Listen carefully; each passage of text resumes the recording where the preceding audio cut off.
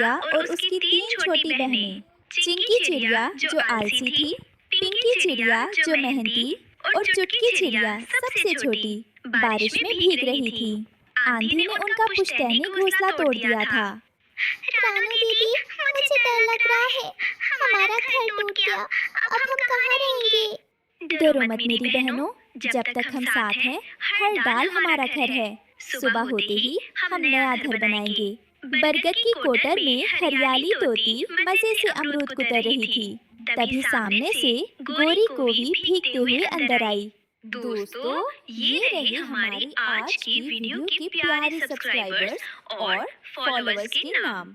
शबाना, मुकेश रानी, दर्शन परिहार, चाहत परवीन, अवंतिका। जो नहीं चुने गए, चिंता मत करो, अगली बार तुम भी बन सकते हो जंगल के सुपरस्टार। दोस्तों, अगर आप भी चाहते हैं मैं आपका नाम अपनी कहानी में लूं, तो देर किस बात की, जल्दी से कमेंट करके अपना नाम हमें भेजें। अरे हरियाली बहन, तू यहाँ आराम से अमरूद खा रही है और उधर जंगल में मुफ्त का ता थैया चल रहा है। क्या हुआ गोरी? कौन सा ताता थैया? मुझे भी तो बता। अरे, उस महारानी रानो का घोंसला तिनका होकर बिखर गया। मैंने अभी देखा। अपनी तीनों बहनों को लेकर बारिश में ऐसे ठिठुर रही है जैसे कोई भीगी बिल्ली हो। बड़ा घमंड था ना उसे अपने संस्कारों पर। अब बैठ ही रहे कीचड़ में। मैंने सुना है उसकी एक बहन तो इतनी आलसी है कि उसे एक दिन का भी नहीं उठता। अब बनाएंगी ये महल? महल? अरे छोड़, कल सुबह तक देखना, रानो और उसकी फौज आपस में लड़ मरेंगी। गरीबी में तो सगी बहनें भी दुश्मन बन जाती हैं। चल, कल सुबह उनका तमाशा देखने चलेंगे। अगली सुबह रानो ने घर बनाने की बात की। दीदी, मैं मिट्टी नहीं ढूंढूंगी, मेरे पंख गंदे हो जाते हैं। हम अलग अलग छोटे घर क्यों नहीं बना लेते? तुझे हमेशा कामचोरी करनी होती है चिंकी चिड़िया। रानो दीदी अकेले सब कैसे करेंगी? लड़ो मत, अगर हम अलग हुए तो शिकारी हमें एक एक करके मार देंगे। हमें एक बड़ा और मजबूत घर बनाना होगा, ममता का घर। पिंकी चिड़िया जो बहुत मेहनती थी, अपनी चोंच में भारी तिनके दबाकर ला रही थी। वो थोड़ा सुस्ताने के लिए एक झाड़ी के पीछे रुकी। कालू कौवा इसी मौके की ताक में था।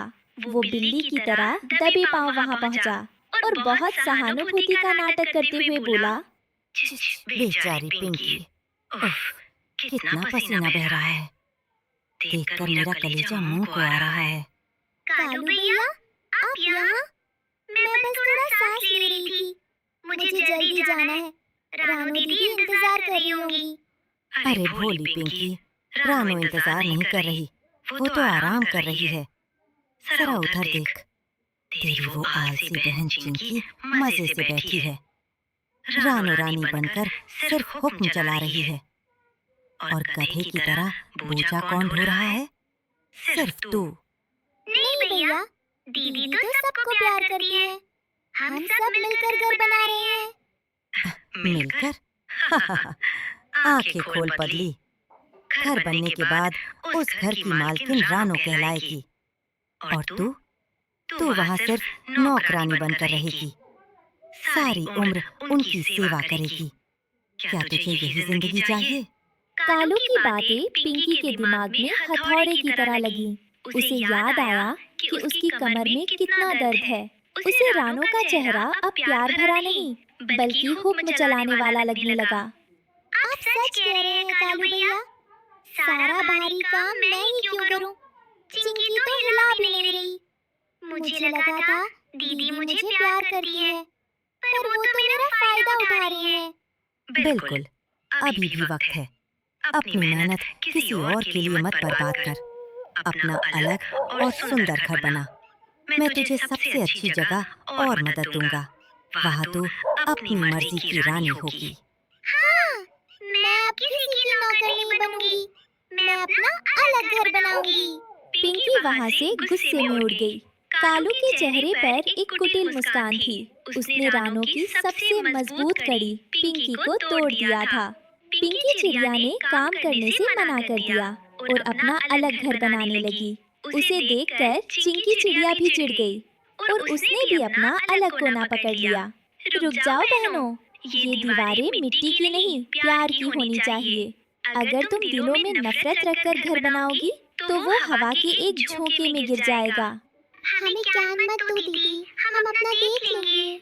शाम तक तीनों ने अलग अलग कोशिश की। पिंकी चिड़िया ने जल्दबाजी में घास का घर बनाया, चिंकी चिड़िया ने लकड़ियों का, रानो अकेली मिट्टी जमा करती रही। तभी हवा का एक हल्का झोंका आया। सर! पिंकी चिड़िया और चिंकी चिड़िया के कच्चे घर ताश के पत्तों की तरह गिर गए। पिंकी चिड़िया और चिंकी चिड़िया रोने लगी। उनकी मेहनत बर्बाद हो गई थी। रानो उन्हें देखकर भावुक हो गई। उसकी आंखों से आंसू गिरकर गीली मिट्टी में मिल गए। घर ईंट पत्थर से नहीं, साथ से बनता है। आज हमारा घर इसलिए नहीं टूटा कि हवा तेज थी, बल्कि इसलिए टूटा क्योंकि हम बिखरे हुए थे। नन्ही चुटकी चिड़िया ने रानो के आंसू पोंछे और उस गीली मिट्टी को उठाया। दीदी मत रो, हम सब मिलकर बनाएंगे। पिंकी दीदी, चिंकी दीदी, प्लीज आ जाओ। चुटकी चिड़िया की बात सुनकर पिंकी चिड़िया और चिंकी चिड़िया को अपनी गलती का एहसास हुआ। वे दौड़ कर आईं और रानो से लिपट गईं। तीनों के आंसू और पसीना उस मिट्टी में मिल गया। अजीब बात थी, आंसुओं से मिली वो मिट्टी सीमेंट जैसी मजबूत हो गई। दीदी मुझे माफ कर दो, मैं कालू की बातों में आकर आपके प्यार का हिसाब करने लगी थी। और दीदी मैं भी कसम खाती हूँ, अब मेरे पंख मिट्टी से नहीं डरेंगे। मैं अब रानी बनकर नहीं बैठूंगी, बल्कि आपके साथ मजदूर बनकर इस घर की नींव रखूंगी। अब नजारा बदल चुका था। पिंकी चिड़िया खुशी खुशी मिट्टी ला रही थी, चिंकी चिड़िया उसे गूंथ रही थी, रानो दीवार खड़ी कर रही थी और चुटकी चिड़िया पानी ला रही थी। कालू कौवे को गुस्सा आ गया। उसकी फूट डालने की योजना फेल हो गई थी। उसने एक बड़ा पत्थर उठाया। मैं ये घर बनने ही नहीं दूंगा। अगर तुम लोग एक हो गए तो मेरा क्या होगा?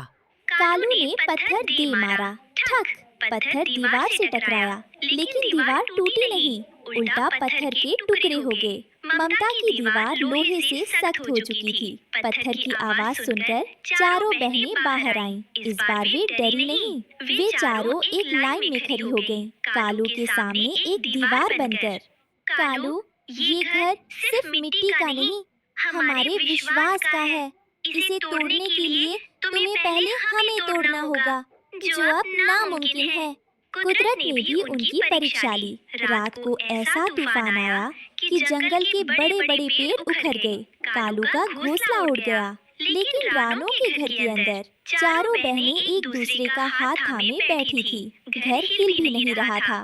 दीदी बाहर सब उड़ रहा है, पर हमारा घर तो हिल भी नहीं रहा। क्योंकि इसकी नींव में तुम्हारा प्यार है मेरी गुड़िया। अगली सुबह तूफान शांत हो चुका था। पूरे जंगल में तबाही थी, लेकिन रानो का घर शान से खड़ा था और सूरज की रोशनी में चमक रहा था। कालू जो भीग कर ठिठुर रहा था, उनके दरवाजे पर माफी मांगने आया। आ जाओ कालू, ये ममता का घर है। यहाँ नफरत करने वाले को भी पनाह मिलती है। इस कहानी से हमें सीख मिलती है कि जो परिवार एक साथ खड़ा रहता है, उसे दुनिया का कोई तूफान नहीं गिरा सकता। सुंदरवन के एक सूखे कोने में रानो चिड़िया ने अपनी जी जान लगाकर मूली का एक छोटा सा खेत तैयार किया था। वो अकेली माँ थी, जिसके कंधों पर 2 छोटे बच्चों की जिम्मेदारी थी। बस कुछ ही दिन और। हाँ मेरी प्यारी मूलियों, मैंने इस जमीन के एक एक इंच को अपनी चोंच से कुरेदा है। अगर ये फसल अच्छी हो गई तो मेरे बच्चों को इस कड़ाके की सर्दी में भूखा नहीं सोना पड़ेगा। मुझे बस थोड़ा और धीरज रखना है। हे भगवान, मेरी मेहनत रख लेना, क्योंकि इस सूखी धरती पर बस यही एक उम्मीद है जिसे मैंने सींचा है।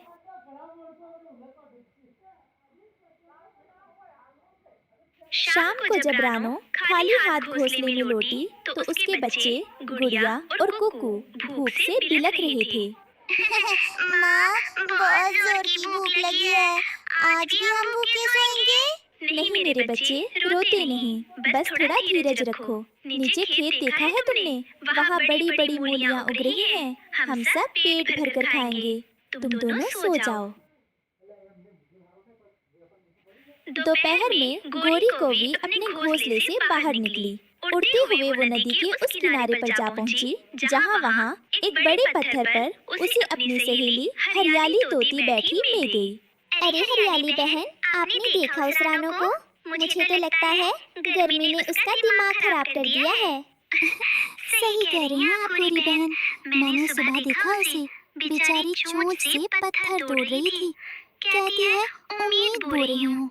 माला इस सूखी रेत में भी कोई उम्मीद उगती है। वही तो, हम सब यहाँ से पलायन करने की सोच रहे हैं और वो महारानी किसान बन रही है। जब भूख से जान निकलेगी तब अकल आएगी उसे। छोड़िए बहन, जिसे खुद को बर्बाद करना हो उसे हम क्या समझाएं। चलिए हम अपनी जान बचाएं, वो तो अपनी जिद में ही मरेगी। जैसे ही रात गहरी हुई, जंगल के खूंखार चूहों ने रानो के सपनों पर हमला बोल दिया। वे खेत में घुस आए। अरे वाह, देखो भाई, क्या नरम जमीन है। यहाँ बिल बनाएंगे और सारी मूली की जड़ें कुतर डालेंगे। चलो शुरू हो जाओ, उस चिड़िया को सुबह सिर्फ मिट्टी मिलेगी। अगली सुबह जब रानो खेत पर पहुंची तो नजारा देखकर उसका दिल टूट गया। कई पौधे उखड़े पड़े थे। पड़ोसी कालू कौवा और गोरी कौवी ऊपर डाल पर बैठे तमाशा देख रहे थे। काव काव, मैंने कहा था ना रानो, ये खेती बाड़ी हम पक्षियों का काम नहीं है। देखो चूहों ने क्या हाल किया है। हाँ रानो, छोड़ दो ये जिद, तुम इन चूहों का कुछ नहीं बिगाड़ सकती। बच्चों को लेकर कहीं और चली जाओ, यहाँ तो अब भूखमरी है। रानो अकेली खेत के किनारे बैठी रो रही थी। उसे समझ नहीं आ रहा था कि वो क्या करे। तभी उसे जंगल के सबसे बुजुर्ग और समझदार पक्षी उल्लू बाबा की याद आई। नहीं, मैं इतनी आसानी से हार नहीं मानूंगी। रोने से मेरे बच्चों का पेट नहीं भरेगा। मुझे उल्लू बाबा के पास जाना होगा। रानो उड़कर जंगल के घने हिस्से में पुराने बरगद के पेड़ के पास पहुंची। वहां अंधेरे में उल्लू बाबा बैठे थे।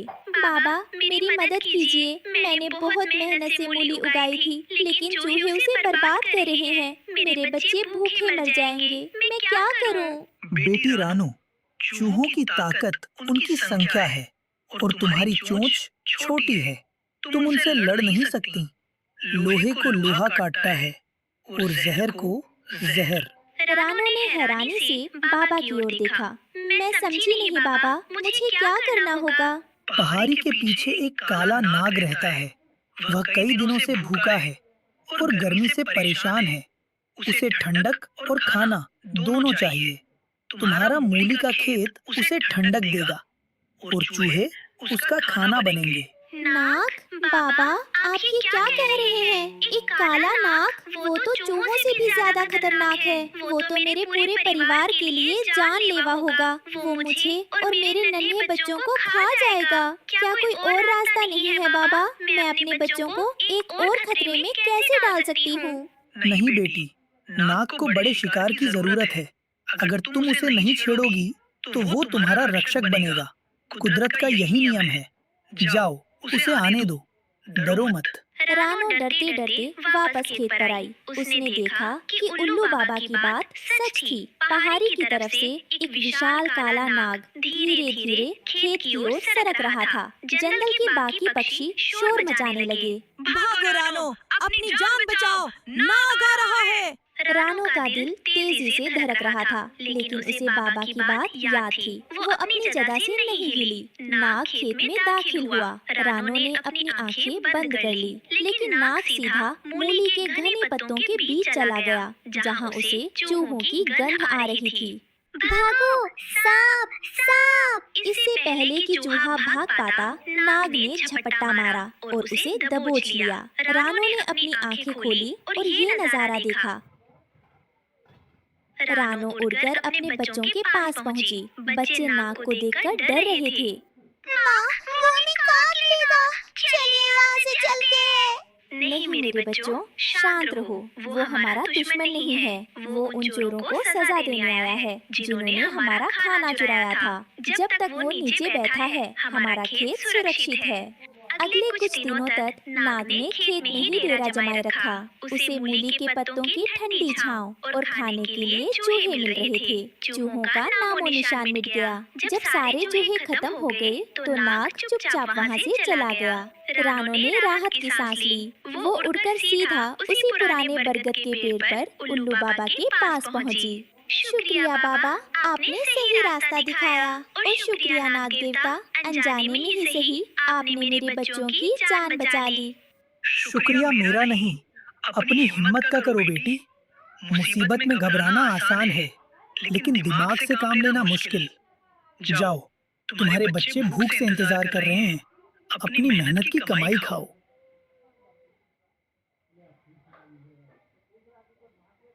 आज रानो के खेत में मूली की फसल तैयार खड़ी थी। रानो, गुड़िया और कुकू मिलकर मूली निकाल रहे थे। कालू कौवा और बाकी पक्षी भी ये चमत्कार देखने आए थे। रानो, तुम्हारी हिम्मत और समझदारी ने कमाल कर दिया। हम तो डरकर भागने वाले थे। मुसीबत आने पर सिर्फ डरना नहीं चाहिए कालू भैया। सही सलाह और सही सोच से बड़ी मुसीबत भी हल हो सकती है। उस शाम रानो और उसके बच्चों ने भरपेट खाना खाया। जंगल ने उस दिन सीखा कि कभी-कभी जान बचाने के लिए कड़वे फैसले भी लेने पड़ते।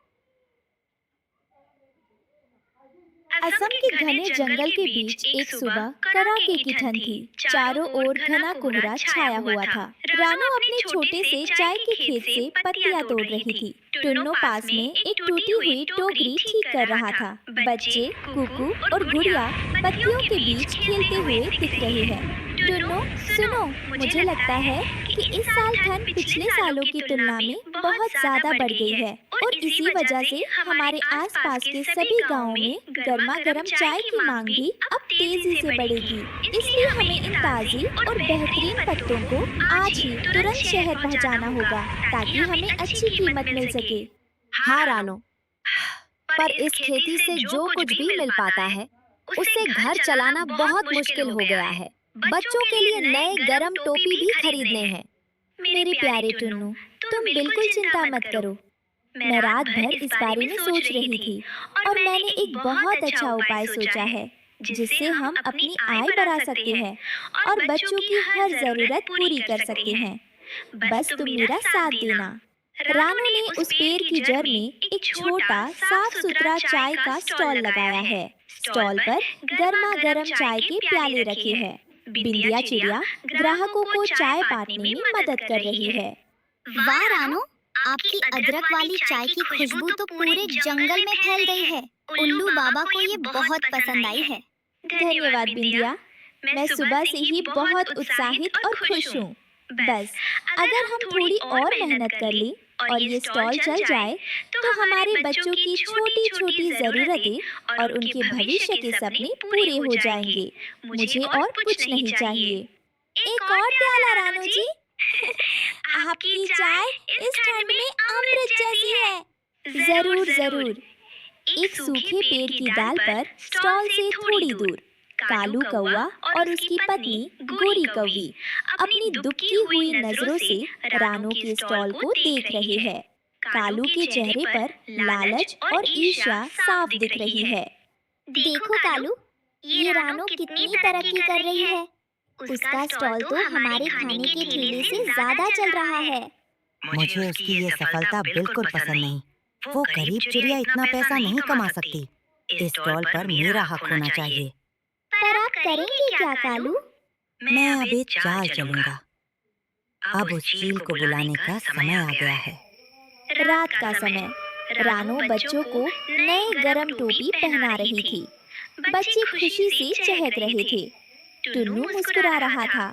माँ, ये गरम टोपी बहुत नरम है। अब मुझे ठंड नहीं लगेगी। हाँ माँ, आप दुनिया की सबसे अच्छी माँ है। मेरे बच्चे, तुम दोनों हमेशा खुश रहो। यही मेरी सबसे बड़ी दौलत है। रानो, तुम सच में बहुत हिम्मत वाली हो। तुम्हारी मेहनत से ही आज ये सब हो पाया है। कालू कौवा चील से फुसफुसाते हुए बात कर रहा था। चील भाई, मैंने तुम्हें जो काम बताया था, क्या वो पूरा हो पाएगा? हाँ, हो जाएगा। पर जैसा तय हुआ था, मुझे उस स्टॉल के मुनाफे का एक बड़ा हिस्सा चाहिए। आपको सब मिलेगा, बस आप रानो को उस जगह से हटा दीजिए, कोई उसे बचा न पाए। मुझे पता है कि क्या करना है। चाय के स्टॉल के पास शाम का समय उल्लू बाबा अपनी मोटी गोल आंखों से रानो को देख रहे हैं। वे चिंतित लग रहे हैं। रानो बेटी, तुम इतनी सफलता पा रही हो, लेकिन जंगल में कुछ बुरी नजरें तुम पर हैं। मैं समझ नहीं पाई उल्लू बाबा। तुम सावधान रहना, कुछ लालची जीव तुम्हें नुकसान पहुंचाना चाहते हैं। अपनी मेहनत को बचा कर रखना। मैं आपकी बात का ध्यान रखूंगी बाबा। चाय के स्टॉल के पास अगले दिन दोपहर रानो अकेली स्टॉल पर काम कर रही थी। अचानक चील तेजी से झपट्टा मारता है। कालू भी पास की झाड़ियों से निकल आता है। ये जगह मेरी है, निकलो यहाँ से। कालू, तुम ये क्या कर रहे हो? ये मेरी मेहनत है। बहुत हो गया तुम्हारा नाटक, अब ये स्टॉल हमारा होगा। चील रानो को जोर से धक्का देता है और वो पास की बहती नदी में गिर जाती है। रानो नदी के ठंडे पानी में संघर्ष कर रही है। कालू और चील वहाँ से भाग रहे हैं। बिंदिया चिड़िया जो पास में थी, मदद के लिए जोर से चिल्लाती है। बचाओ, कोई रानो को बचाओ, कालू ने उसे धक्का दे दिया। रानो, मेरी रानो। माँ, मेरी माँ को बचा लो। बिंदिया की पुकार सुनकर जंगल के सभी पक्षी दौड़ कर आते हैं। उल्लू बाबा भी वहाँ पहुँचते हैं और सबको शांत रहने को कहते हैं। घबराओ मत, जल्दी करो। सभी मिलकर एक लंबी रस्सी बनाओ और रानो को खींचो। मैं अपनी पूंछ से एक मजबूत रस्सी बनाने में मदद करता हूँ। हम भी अपनी परों से मिलकर रस्सी बनाएंगे। सब मिलकर कड़ी मेहनत करते हैं और किसी तरह रानो को पानी से बाहर निकालते हैं। रानो गीली और कमजोर है, लेकिन सुरक्षित है। टुन्नू और बच्चे उसे गले लगाते हैं। सभी पक्षी कालू पर गुस्सा होते हैं। रानो, तुम ठीक हो? मुझे लगा कि मैंने तुम्हें खो दिया। मैं ठीक हूँ टुन्नू। मेरे बच्चों और आपकी ममता ने मुझे बचा लिया। हमें कालू को सजा देनी होगी। ऐसे दुष्ट को जंगल में नहीं रहना चाहिए। चाय के स्टॉल के पास कालू भागा जा रहा था, लेकिन जंगल के सभी जानवर और पक्षी मिलकर उसे घेर लेते हैं। चील भाग जाता है, पर कालू को पकड़ लिया जाता है। मुझे माफ कर दो, मुझसे गलती हो गई। कालू, तुमने एक मेहनती और ममतामयी माँ को चोट पहुंचाने की कोशिश की। तुम्हें अपने लालच के लिए सजा मिलेगी। हाँ, इसे यहाँ से बाहर निकालो। सभी पक्षी कालू को सबक सिखाते हैं और उसे जंगल से दूर भगा देते हैं। रानो का स्टॉल पहले से भी ज्यादा सुंदर और बड़ा है। सभी ग्राहक खुशी से चाय पी रहे थे। दोस्तों, आज आपने मेरी ही नहीं, बल्कि मेहनत और ईमानदारी के सिद्धांतों की भी रक्षा की है। आपकी एकजुटता, आपका साथ देने का साहस ये साबित करता है कि सच्चे दोस्त किसी भी मुश्किल में साथ नहीं छोड़ते। ये कहानी हमें ये सिखाती है कि सच्ची मेहनत और एकता से बड़ी कोई शक्ति नहीं होती और लालच का फल हमेशा बुरा होता है। माँ, अब हम सब सुरक्षित हैं। हाँ, और आपकी चाय सबसे अच्छी है। रानो, तुमने सिद्ध कर दिया कि ममता और ईमानदारी की जीत हमेशा। जंगल के मैदान में रानो चिड़िया दाना चुग रही थी। उसे वहाँ कुछ भूखी लाल चींटियाँ मिली। रानो ने खुद खाने के बजाय अपना दाना उन चींटियों को दे दिया। पास ही पेड़ पर बैठा कालू कौवा यही देख रहा था। देख रही हो कोरी, इस रानो को जंगल वाले दया की देवी कहते हैं। खुद भूखी मर रही है, लेकिन चींटियों को खाना खिला रही है। कालू जी, मुझे इसकी यही अच्छाई जहर लगती है। सब इसकी तारीफ करते हैं और हमें दुत्कारते हैं। मुझे इससे नफरत है। दोस्तों, ये रही हमारी आज की वीडियो की प्यारी सब्सक्राइबर्स और फॉलोअर्स के नाम। अबू बकर, रोहित पवार, माही, आलिया, मोनू, वंदना। जो नहीं चुने गए, चिंता मत करो, अगली बार तुम भी बन सकते हो जंगल के सुपरस्टार। नाम अपनी कहानी में लूं तो देर किस बात की, जल्दी से कमेंट करके अपना नाम मैं इसकी ये दया ही इसकी बर्बादी का कारण बनाऊंगा। देख लेना, ये अपनी अच्छाई की वजह से ही रोएगी। रानो और टुन्नू अपने पुराने घोंसले में बैठे थे। रानो बहुत डरी हुई थी। टुन्नू जी, मुझे अभी अभी बहुत ही भयानक खबर मिली है कि काला नाग इसी पेड़ की तरफ धीरे धीरे आगे बढ़ रहा है। आप जानते हैं मेरे अंडे किसी भी दिन आ सकते हैं और यही पुरानी खुली दाल बिल्कुल भी सुरक्षित नहीं है। अगर वो यहाँ पहुँच गया तो हमारे बच्चों का क्या होगा? आप सही कह रही हैं रानो, हमें किसी सुरक्षित जगह घर बनाना होगा, लेकिन कहाँ? जंगल में हर जगह खतरा है। समस्या लेकर विज्ञानी उल्लू बाबा के पास गए। बेटा, जंगल का नियम है, जो खुद कमजोर हो उसे किसी ताकतवर से दोस्ती करनी चाहिए। तुम अपना घोंसला लाल चींटियों के घर के ठीक ऊपर वाले पेड़ पर बनाओ। लेकिन बाबा, चींटियां तो हमें भी काट सकती हैं। नहीं, रानो ने हमेशा उनकी मदद की है। चींटियां दोस्त को नहीं काटती, लेकिन दुश्मन को छोड़ती नहीं। सांप चींटियों के डर से उस पेड़ पर कभी नहीं चढ़ेगा। रानो और टुन्नू लाल चींटियों के पास गए। रानो ने चींटी रानी से बात की। रानी बहन, मैं बहुत बड़ी मुसीबत में हूँ और मदद के लिए आपके पास आई हूँ। क्या मैं आपके टीले के ठीक ऊपर वाले मजबूत पेड़ पर अपना घोंसला बना सकती हूँ? मेरे होने वाले बच्चों को उस खतरनाक काले नाग से बहुत बड़ा खतरा है। आपकी दोस्ती पर ही हमारा जीवन टिका है। रानो बहन, आपने उस भयानक अकाल के समय हमारे बच्चों को भूखे मरने से बचाया था। हम आपका यह उपकार कभी नहीं भूल सकते। यह पूरा इलाका, यह पेड़, यह सब तुम्हारा है। तुम बेफिक्र होकर यहाँ रहो। अगर उस दुष्ट नाग ने तुम्हारे घोंसले तक पहुँचने के लिए पेड़ को छूने की कोशिश भी की तो मेरी पूरी फौज उसे जीवित नहीं छोड़ेगी। रानो और टुन्नू ने चींटियों के टीले के ठीक ऊपर एक मजबूत पेड़ पर अपना नया घोंसला बनाया। रानो ने वहाँ अंडे दिए। चींटियों की लंबी कतार दिन रात पेड़ के तने पर पहरा देने लगी। वाह, ये लाल फौज तो किसी लोहे की दीवार से कम नहीं है। अब हम सुरक्षित हैं। दूर झाड़ियों में छिपे कालू और गोरी यह देखकर हैरान थे। अरे, ये रानो तो बहुत चालाक निकली। इसने तो चींटियों को अपना बॉडीगार्ड बना लिया। अब नाग वहाँ कैसे जाएगा? चींटियों को हटाना कौन सी बड़ी बात है? चींटियों का सबसे बड़ा दुश्मन कौन है? पानी। कालू कौवा नदी किनारे पड़ा एक इंसानों का फेंका हुआ प्लास्टिक का बड़ा कटोरा ढूंढ लाया। उसने उसमें नदी से पानी भरा। गोरी, ये पानी हम चींटियों के घर पर डाल देंगे। चींटियां बह जाएंगी या अपनी जान बचाने में लग जाएंगी, तब रास्ता साफ हो जाएगा। दोपहर में जब सब शांत था, कालू और गोरी ने उड़ते हुए वह पानी से भरा कटोरा ऊपर से सीधा चींटियों के घर और पेड़ की जड़ पर उलट दिया। बाढ़ आ गई, भागो, अपने बच्चों को बचाओ। पानी के तेज बहाव में चींटियां इधर उधर बहने लगीं। उनका पहरा टूट गया। पेड़ का तना अब एकदम साफ था। पहरा हटते ही झाड़ियों में छिपा काला नाग बाहर निकला। बेवकूफ चींटियां पानी में बह गईं। अब उस पेड़ पर चढ़ने से मुझे कोई नहीं रोक सकता। आज रानो के अंडे मेरा नाश्ता बनेंगे। रानो ने नीचे शोर सुना। उसने देखा कि चींटियां मुसीबत में है और नाग ऊपर आ रहा है। टुन्नू जी, देखो, कालू ने जानबूझकर हमारे सच्चे दोस्तों को डुबो दिया।